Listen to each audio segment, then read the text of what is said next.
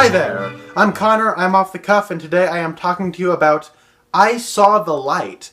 I Saw the Light is written and directed by Marc Abraham, and it stars Tom Hiddleston and Kaitlin Olson, and it is the musical biographical picture of Hank Williams. There's not really much else to say about that. It chronicles the short but important life career of Hank and his importance in the country music scene. So, what did I think of I Saw the Light? I did not like this movie, unfortunately. It's pretty bad. And it breaks my heart to say that, because there is good things about this. I think that this movie's attention to period detail is very nice. The cars, the locations, everything looks natural, and it sounds really good. I felt like I was in the, I believe this is the 40s or 50s.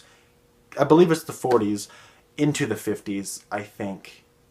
But when we take like something like Race that we saw earlier, where I did not believe for 1 second I was there, it looked so synthetic. This looked tangible, and it's really nice to have something that looks like that. I think the performances are really good, especially Tom Hiddleston as Hank Williams.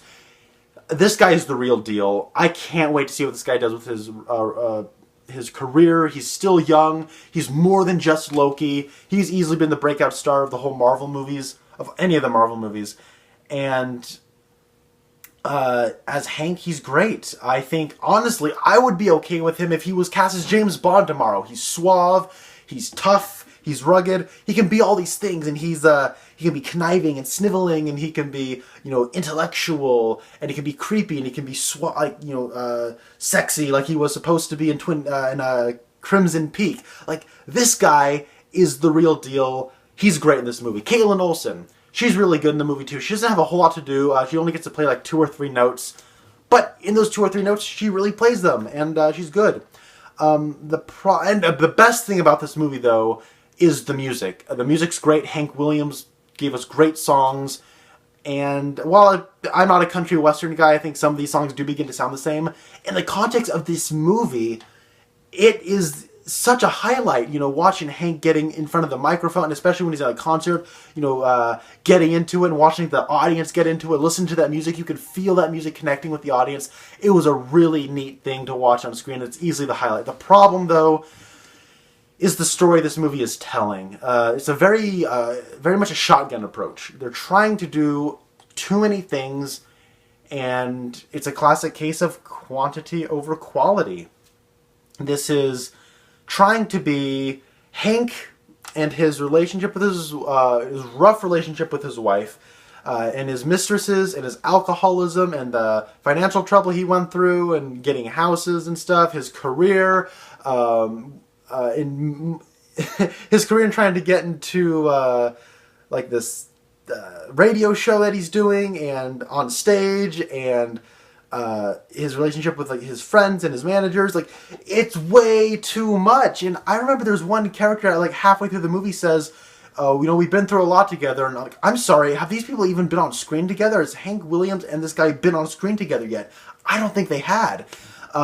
This movie jumps ahead in time, right when you're starting to get interested, right before stuff starts to actually happen, that you're not in a place long enough to get emotionally attached. There's these weird faux documentary like interviews that this movie's recreating, that are chronicling a time jump. So this, Hank is trying to meet this guy to try to get a record deal, and then what happens is right before he meets the guy, it cuts to an interview with the guy, and he says, yeah, I met Hank then, and I signed him right away. And then it cuts to him in the middle of his career. I want to be with Hank as he's getting those contracts. What it feels like to him. I feel like I'm an observer watching through a paparazzi lens. I don't feel like I'm learning the man behind the music. And I really wish I was. This movie doesn't go deep enough. I think that this movie is very fractured, constantly jumping, and you never really get a sense of his alcoholism. And apparently he had a lot of mistresses, and some elements are very confused. Like, there's a moment where he comes back home after being on the road, and his wife's in the hospital. I don't know what she was sick from. Like, did she have some kind of sexually transmitted disease? I don't know. The movie needs to be better at explaining these kind of things, and it got kind of confusing after a while. The movie does kind of become more cohesive towards the end, but It wasn't good, unfortunately. I would recommend this to Hank Williams fans if you know the gaps, if you know the trivia, if you know if you know the gaps in this story. Maybe check it out. If you really like this music and you just love Hank Williams and you just need to see this movie, then you'll probably enjoy it on the merit of you liking Hank Williams. But for me, it got kind of dull after a while and got repetitive, and it annoyed me in how it kept making the same storytelling mistakes. I'm going to give I Saw the Light a 3.5 out of 10. Was not a fan, unfortunately. Anyways, thank you guys so much for watching, and until next time, I'm Connor. See you later.